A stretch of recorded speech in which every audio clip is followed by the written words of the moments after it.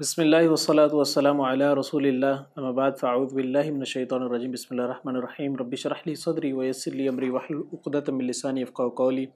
رب زدنی علما اللهم فقهنی فی الدین اللهم علمنا بما علمتنا وعلمنا ما ينفعنا وزدنا علما۔ جی لاسٹ لیسن کے اندر ہم نے آیت نمبر 87 تک کیا تھا۔ آیت نمبر 87 کے اندر ہم نے ڈسکس کیا تھا کہ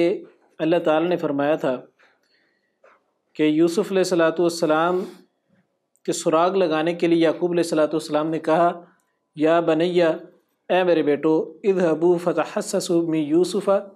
واخیہ ولا تیأسوا من روح اللہ، کہ جاؤ جا کے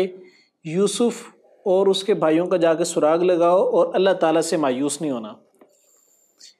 انہوں نے یہ بات کی تو پھر آگے بیٹوں کو یہ بھی بتایا، ایک عقیدے کی بات سکھائی کہ مایوسی جو ہے وہ کفر ہے، یعنی اللہ تعالیٰ کی ذات سے مایوس وہ لوگ ہوتے ہیں جو کافر ہو جاتے ہیں۔ یعنی کہ معلوم یہ ہوا کہ جو شخص اللہ کی ذات سے مایوس ہو رہا ہے نا، وہ اپنے لاشعور کے اندر اس بات کو سوچ رہا ہے کہ شاید میرا یہ کام اللہ تعالیٰ کر نہیں سکتا، اسی لیے تو اللہ تعالیٰ سے مایوس ہو رہا ہے کہ میرا کام نہیں ہو رہا، یا یہ کہ نعوذ باللہ من ذالک کہ شاید اللہ تعالیٰ ہے ہی نہیں، اسی لیے تو انسان یہ سوچ رہا ہے کہ بھئی میرا کام نہیں ہونا۔ ٹھیک ہے، اور یہ دونوں فکرے جو ان سے ہیں یہ کفر میں لے کے جانے والے ہیں انسان کو۔ میں کہ لا تیأسوا من روح اللہ الا القوم الکافرون، کہ اللہ تعالیٰ کی ذات سے مایوس نہیں ہوتے مگر وہ لوگ جو کافر ہیں۔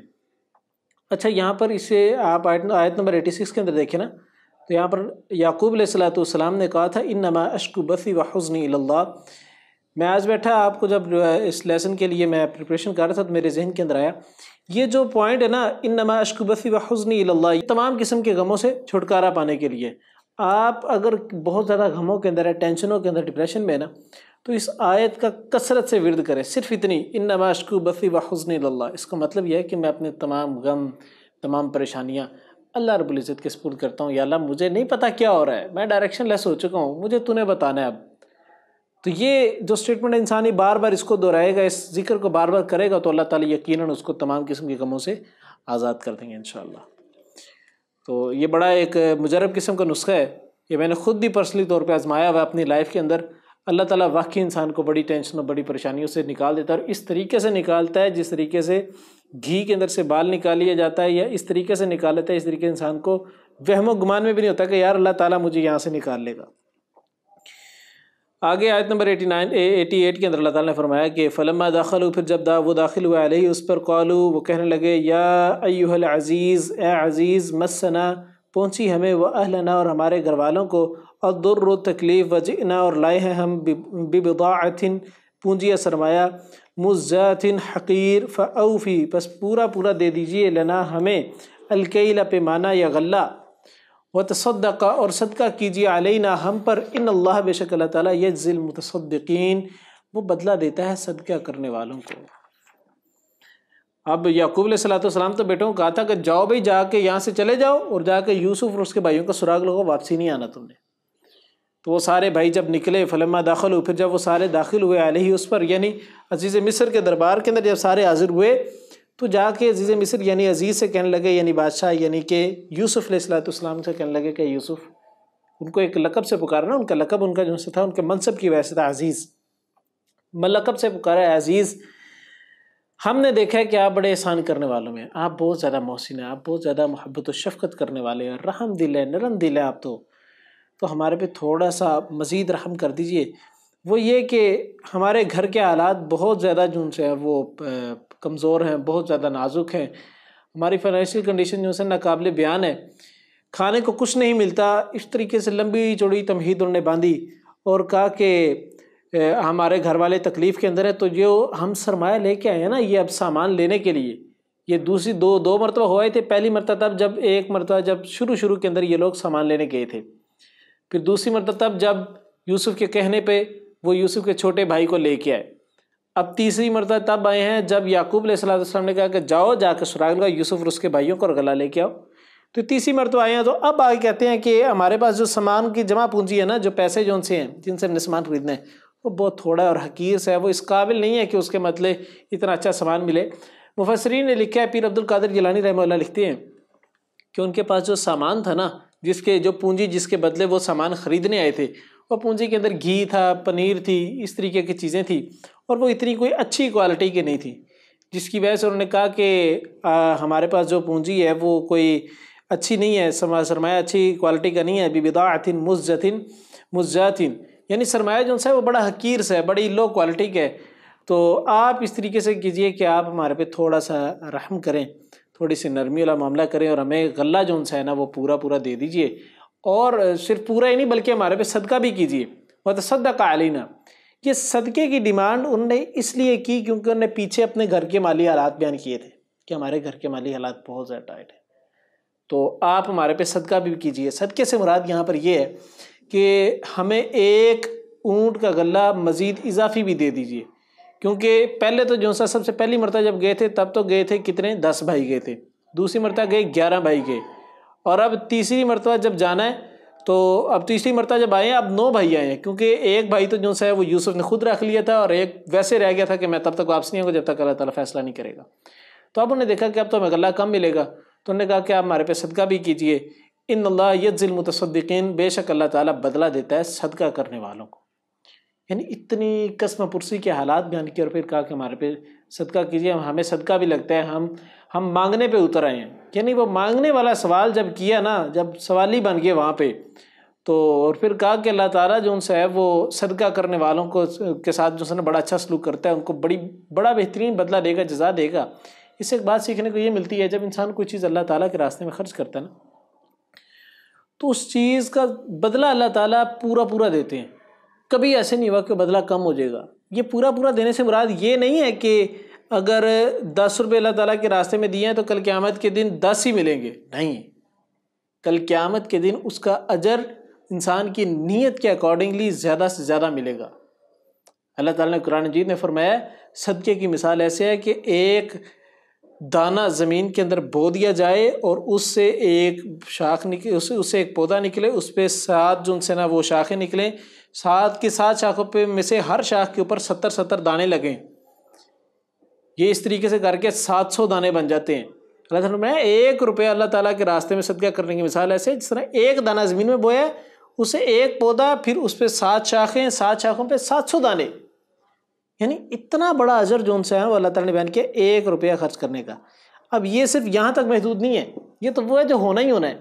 اس سے آگے دیکھیں انسان کی جتنی نیت خالص ہوگی اتنا زیادہ اجر ہوگا۔ ساتھ میں یہ بھی کہ انسان خرچ تب کر رہا ہے جب اس کے اپنے حالات بھی ٹائٹ ہوں،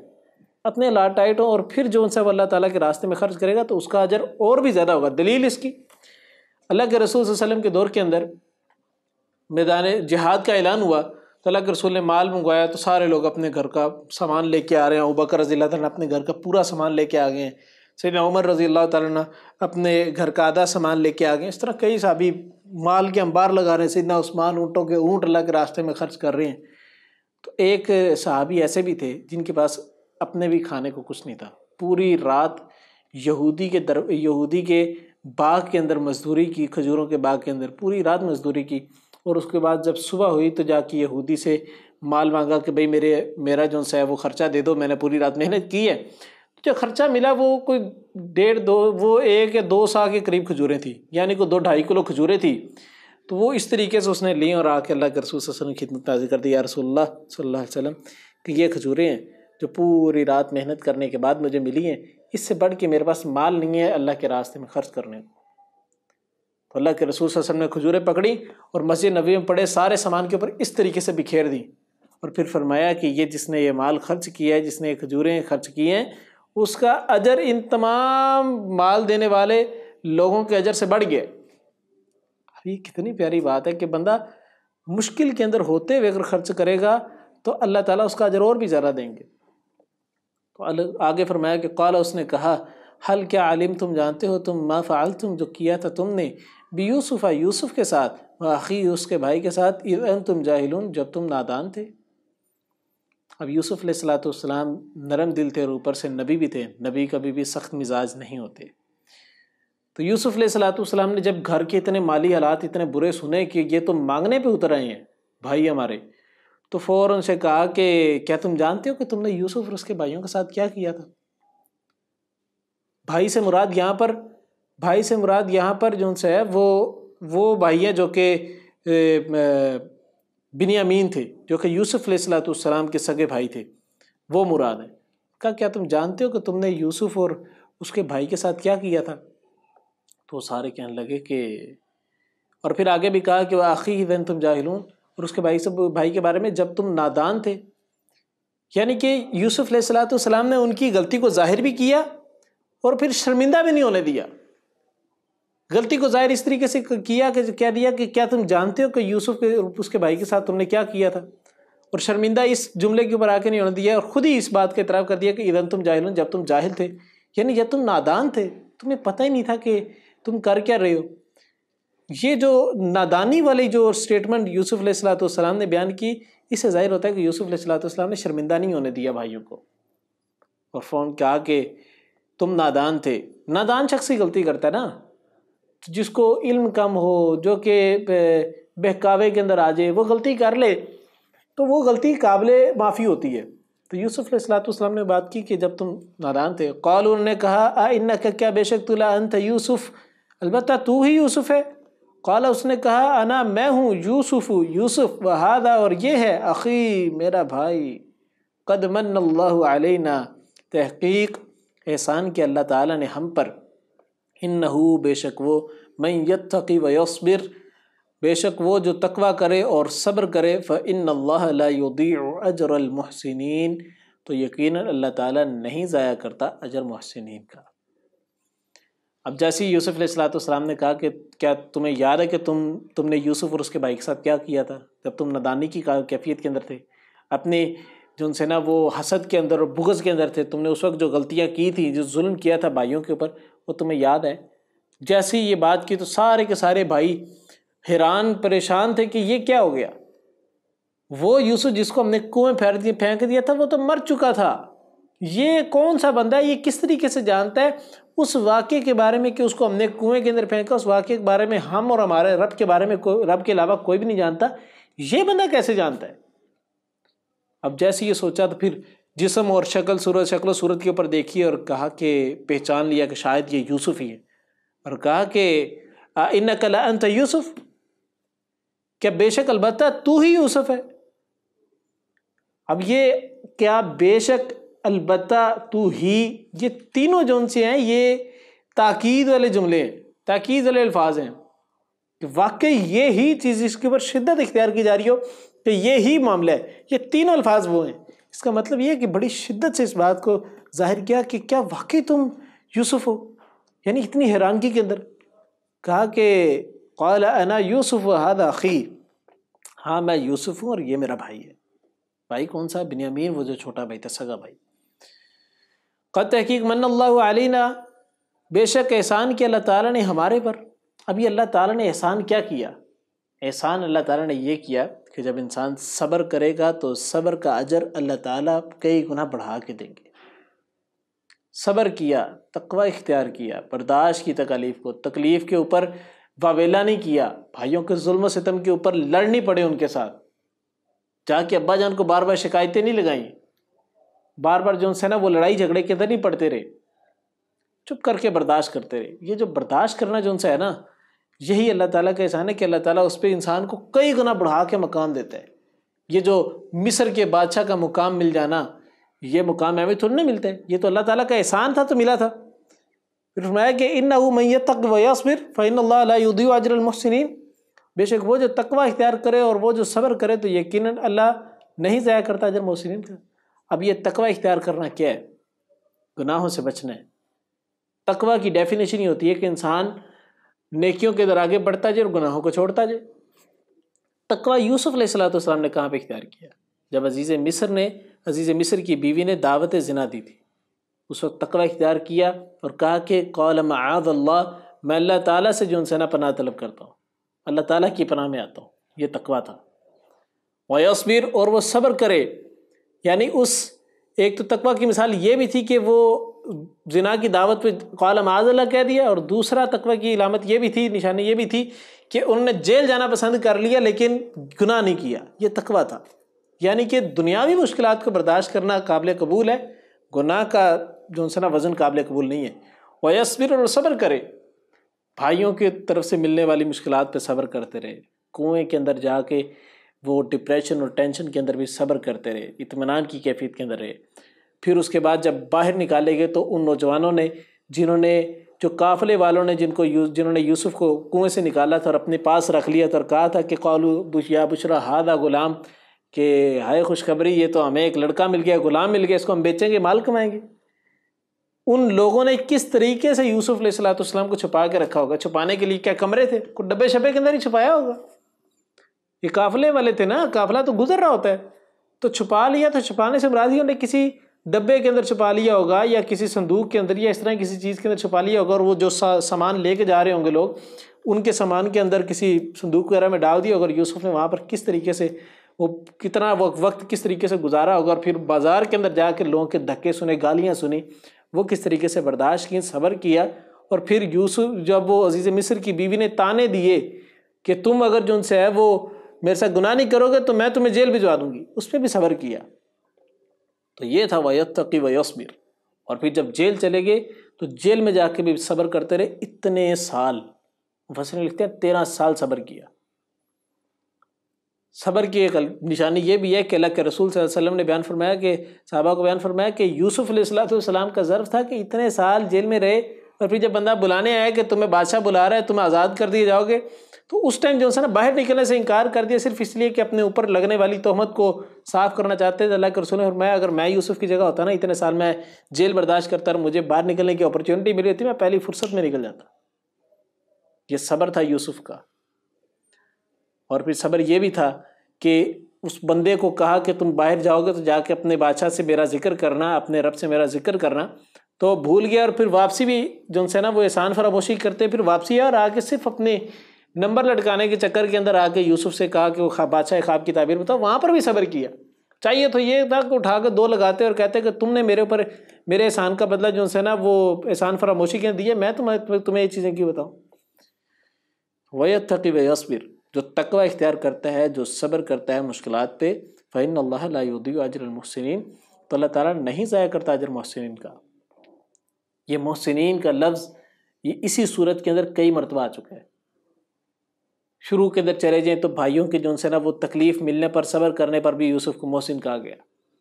پھر وہاں پر بھی محسن کہا گیا جب جیل کے اندر تھا۔ وہ جیل کے اندر گئے تھے تو وہ 2 جو لوگ تھے انہوں نے کہا کہ ہم دیکھتے ہیں کہ آپ محسن ہیں تو آپ ہمیں ہمارے خواب کی تعبیر بتائیں، تو اس وقت بھی محسن کہا گیا۔ پھر اس کے بعد جب یوسف علیہ السلام وہاں سے نکلے وہ جب بندہ دوبارہ بادشاہ کا خواب کا تعبیر پوچھنے آیا تو اس ٹائم بھی اس نے آگے یوسف علیہ السلام کو محسن کہا۔ اور پھر جب یوسف علیہ السلام باہر آئے تو باہر آ کے بھائیوں نے بھی ان کو محسن کہا کہ تم احسان کرنے والے ہو تو ہمارے میں سے کسی ایک بندے کو یہاں پہ رکھ لو، اس بنیامین کو چھوڑ دو۔ پھر یہاں پہ دوبارہ کہا کہ اللہ تعالیٰ محسنین کا اجر ضائع نہیں کرتا۔ محسنین کا اجر کیوں نہیں ضائع کرتا؟ یہاں پر اللہ تعالیٰ نے یوسف کو کیوں محسن کہا؟ اس کی 2 ہی ریزن ہے، وَيَتَّقِي وَيَصْبِرْ، تقوی اختیار کیا اور صبر اختیار کیا، یہ 2 چیزوں کی بنیاد پر ان کو محسن کہا گیا۔ قالوا نے کہا تاللہ، قسم اللہ تعالیٰ کی، لقد البتہ تحقیق، آثرک ترجیح دی تجھے اللہ نے علینا ہم پر، وَإِن كُنَّا لَخَاطِئِينَ، اور البتہ تھے ہم بے شک خطا کار۔ اب یوسف علیہ السلام کے سارے بھائی کہنے لگے کہ اللہ کی قسم ہم غلطی کے اوپر تھے، ہم خطا کار تھے، یعنی تمام غلطیوں کا اعتراف کر لیا اور کہا کہ اللہ تعالیٰ نے تجھے ہمارے پہ برتری دی۔ اللہ نے برتری کس سمرے کے اندر دی ہے؟ اتنی جو ان سے نا ظلم کرنے کے باوجود اللہ تعالیٰ نے وہیں سے نکال لیا یوسف کو، اور پھر ایسے مقام پہ جا کے بٹھا دیا جہاں پر یوسف بادشاہ ہیں اور باقی سارے کے سارے بھائی جو ان کے سامنے بھکاری بن کے آئے ہوئے ہیں، سوالی بن کے آئے۔ اس سے بڑھ کے اور مقام کیا ہوگا؟ فضل اللہ تعالیٰ کا کیا ہوگا؟ تو یہی بات ہے کہ آثرک اللہ علینا، کہ اللہ تعالیٰ نے تجھے ترجیح دیا ہمارے پہ۔ یعنی پہلے یوسف کے بھائی سوچتے تھے کہ یہ جو سے نا یہ یوسف جو سے ان سے ابا جان زیادہ محبت کرتے ہیں، یعنی محبت کے اندر بھی ترجیح دی گئی۔ پھر اس کے بعد جب ہم نے کنویں کے اندر پھینک دیا تو وہاں سے بھی اللہ تعالیٰ نے نکال دیا، ہم نے اس کو کنویں میں پھینکا، اللہ نے وہاں سے نکال کے ہمارے پہ ترجیح دے دی ہمارے فیصلے کے اوپر۔ ہمارا فیصلہ یہ تھا اس کو قتل کر دیا جائے یا اس کو کنویں میں پھینک دیا، کنویں میں پھینکنا بھی قتل کرنے کے مترادف تھا نا۔ تو ہمارے فیصلے کے اوپر اللہ تعالیٰ نے اپنے فیصلے کو ترجیح دی، اس کو ہمارے اوپر ترجیح دے دی۔ پھر اس کے بعد ہم جو ان سے اب سوالی بن کے ہیں اور یہ بادشاہ بن کے بیٹھے، یہ بھی ترجیح اللہ تعالیٰ کی۔ اور پھر فرمایا کہ قال، اس نے کہا لا تثریب علیکم اليوم، نہیں کوئی ملامت تم پر آج کے دن، یغفر اللہ لکم، معاف کر دے اللہ تمہیں، وہو ارحم الراحمین، اور وہ سب سے زیادہ رحم کرنے والا ہے سب رحم کرنے والوں میں سے۔ اب یوسف علیہ السلام نے فوراً سے ایک بات بیان کی، اب پتہ تھا کہ میں نے ان کے سامنے حقیقت واضح ہوگی، اب یہ معافی مانگیں گے، یہ ترلے کریں گے، یہ جو سے شرمندہ ہوں گے۔ اب ظاہر سی بات، بڑے بھائی ہیں سارے، تو یوسف دیکھتے ہیں کہ یہ اب شرمندہ ہوں گے، ان کو غلطی کا احساس تو ہو گیا ہے کہ ہم نے مان لیا کہ جو ان سے ہے نا وہ ان کن الخاطئین، البتہ ہم خطا کاروں میں سے تھے، مان تو لیا، اب یہ شرمندہ ہوں گے۔ تو چھوٹے ہونے کے ناطے یوسف کو کہہ رہے، تو انہوں نے کہا یار بڑے ہیں میرے سے تو ان سے نا معافی مانگیں گے، شرمندہ ہوں گے، تو وہ قابل قبول نہیں ہے۔ یہ ایک نبی کا ہی ظرف ہو سکتا ہے، اتنی تکالیف جس بندے سے ملی، جن لوگوں سے ملی، اور انہی لوگوں کے لیے یوسف کہہ رہے ہیں کہ لا تثریب علیکم اليوم، آج کے دن کوئی ملامت نہیں، کوئی تمہیں تانا نہیں دے گا اس بات کا تم نے فلاں موقع پہ یہ کیا، فلاں موقع پہ یہ کیا، تم نے فلاں موقع پہ ہمارے ساتھ یہ کیا، فلاں موقع پہ ظلم کیا تھا،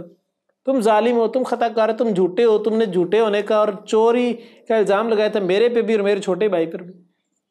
یہ اتنی باتیں یوسف ایک ہی لفظ کے اندر کہہ گئے، تثریب کے اندر، لا تثریب علیکم اليوم، آج کے دن کوئی ملامت کسی پر بھی نہیں، یغفر اللہ لکم۔ الٹا یوسف اتنا احسان کرنے والے، اتنا بڑا ظرف ہے کہ تمام قسم کی تکالیف کو برداشت کرنے کے بعد صبر کیا، معاف کیا، اور پھر کہا کہ میں اللہ سے بھی تمہاری غلطیوں کو معافی مانگتا ہوں کہ اللہ ان کو معاف کر دے، یعنی اللہ سے بھی دعا کریں اللہ ان کو معاف کر دے، انہیں غلطیاں کی ہیں، ان کے لیے معاف کر رہے ہیں، ان کے لیے معافی مانگ رہے ہیں جو دشمن ہے، جو دشمن بنے ہوئے تھے جان کے، وہ ارحم الراحمین، اور وہ سب سے زیادہ رحم کرنے والا ہے سب رحم کرنے والوں میں سے۔ اب یہ بات لا تثریب علیکم اليوم، اسی بات کے اوپر جو ان سے ہے وہ اصل میں یہ سورہ یوسف کے شان نزول یہ تھا، یہ نازل اس لیے ہوئی تھی کہ اللہ کے رسول صلی اللہ علیہ وسلم ٹینشن کے اندر تھے، ڈپریشن میں تھے، بہت زیادہ تکالیف مشرکین مکہ سے ملی، مشکلات ملی اور برداشت کے قابل نہیں تھی۔ وہ واقعہ ہوا، یہ طائف کا واقعہ ہوا، اور اتنی تکلیفیں برداشت کی اور آپ دل برداشتہ ہو رہے تھے، تو اللہ تعالیٰ نے یہ سورہ یوسف نازل کی اور رسول اللہ صلی اللہ علیہ وسلم کو بتایا کہ یہ لوگ جو مکے والے تمہارے پہ ظلم کر رہے ہیں، ایسا ہی ایک معاملہ یوسف علیہ السلام کے ساتھ بھی ہوا تھا۔ نبی تھے نا یوسف بھی، تو نبی کو نبی کی مثال دی جا سکتی ہے۔ کہا کہ یوسف کے ساتھ بھی یہ معاملہ تھا، اس کے بھائی اس پہ ظلم کرتے تھے، اللہ نے کس طریقے سے ساری چیزوں کو پلان کیا، کس طریقے سے کنویں سے نکلوایا، کس طریقے سے بازار میں بکوایا، کس طریقے سے بازار میں بکنے میں بھی عزیز مصر کے گھر چلے گئے اور وہاں سے کیسے گناہ سے بچے، جیل گئے، پھر وہاں سے نکلے، پھر ایک بادشاہ کے تخت پہ بیٹھے، پھر صرف تخت پہ نہیں بیٹھے بلکہ وہ لوگ جن لوگوں نے جو ان سے ظلم کیا تھا وہ سامنے سوالی بن کے آ گئے۔ تو یہ ساری چیزیں جو ان سی ہیں یہ اللہ کے رسول صلی اللہ علیہ وسلم کو دکھائی گئیں کہ اللہ کے رسول جب یوسف کے ساتھ بھائیوں نے اتنا ظلم کرنے کے باوجود جو ان سے ہے آخر میں آ کے یوسف کا مقام و مرتبے کو اللہ تعالیٰ نے ان سے بلند کر دیا، تو اسی طریقے کا معاملہ تمہارے ساتھ بھی ہوگا، تمہارے پہ بھی ظلم کر رہے ہیں، ایک وقت ہے تم برداشت کرو گے اور تقوی اختیار کرو، وَيَتَّقِ وَيَصْبِرْ کرو گے، تقوی اختیار کرو گے، صبر کرو گے، ایک وقت آئے گا تم بھی جو ان سے نا یوسف کی طرح بادشاہ بن کے اسی خطے کے اندر واپسی آؤ گے۔ یعنی کہ یہ مکے کے فتح ہونے کی ایک جو سی نا خوشخبری اللہ کے رسول صلی اللہ علیہ وسلم کو سنائی جا رہی کہ ایک وقت آئے گا مکہ فتح ہو جائے گا اور آپ ہی فتح کریں گے، آپ ہی فاتح بن کے جائیں گے۔ صحابہ بیان کرتے ہیں کہ جب مکہ فتح ہوا نا تو اللہ کے رسول صلی اللہ علیہ وسلم کے ساتھ اللہ کے رسول نے تیر جو سا تھا، تیر کے آگے برچی سے بنی ہوتی اس طریقے سے نا، اللہ کے رسول صلی اللہ علیہ وسلم نے تیر کو پکڑا اور خانہ کعبہ کے اندر داخل ہوئے، 360 بت تھے، ان کے سروں کے اوپر اس طریقے سے تیر مار رہے تھے، ان کے سر پھوڑتے جا رہے تھے اور کہہ رہے تھے جاء الحق وزہق الباطل ان الباطل کان زہوقا، کہ باطل جو سے نا وہ ختم ہو گیا، حق واضح ہو گیا، اور جو سے باطل جو سے وہ ختم ہو کے ہی رہنے والا ہے۔ اب یہ بات کہتے جا رہے ہیں، جب سارے بت توڑ دیے پھر خانہ کعبہ کے دروازے کے اوپر آ کے کھڑے ہو گئے اور کہنے لگے کہ بتاؤ آج تمہارے ساتھ کیا کیا جائے۔ اب وہ سارے وہ لوگ سامنے ہیں، وہ تصور کریں وہ رسول اللہ صلی اللہ علیہ وسلم پہ طائف میں پتھر برس رہے ہیں، وہ تصور کریں کہ جو سے اللہ کے رسول سجدے کی حالت میں جاتے ہیں تو ابو جہل اور ابو لہب اونٹ کی اوجڑی اٹھا کے پیٹ اٹھا کے سر کے اوپر رکھ دیتے ہیں، پتھر مارتے ہیں، گالیاں نکالتے ہیں، وہ ساری تکلیف برداشت کریں اللہ کے رسول، اور اب وہ ذہن کے اندر رکھتے ہوئے تصور کریں کہ اللہ کے رسول فاتح بن کے کھڑے ہیں خانہ کعبہ کی دیوار کے اور پوچھنے کہا ہے تمہارے ساتھ کیا کیا جائے، اور سارے لوگوں نے کہا کہ اللہ کے رسول آپ ہمارے چچا زاد بھائی بھی ہیں، یعنی خاندان تھا نا، آپ ہمارے چچا زاد بھائی بھی ہیں اور آپ بڑے نرم دل بھی ہیں، تو ہمارے ساتھ نرمی والا معاملہ کریں۔ اللہ کے رسول نے دوبارہ پوچھا، دوبارہ انہوں نے یہی کہا تیسری مرتبہ اللہ کے رسول صلی اللہ علیہ وسلم نے فرمایا کہ آج پھر میں بھی وہی بات کروں گا جو میرے بھائی یوسف نے کہی تھی، لا تثریب علیکم اليوم، آج کے بعد کسی پر کوئی بھی ملامت نہیں ہے، وَيَغْفِرُ اللَّهُ لَكُمْ، اور میں اللہ تعالیٰ سے تمہاری بخشش ہی مانگوں گا۔ یعنی دونوں کام وہی اللہ کے رسول صلی اللہ علیہ وسلم کیے جو یوسف علیہ السلام نے کیے تھے،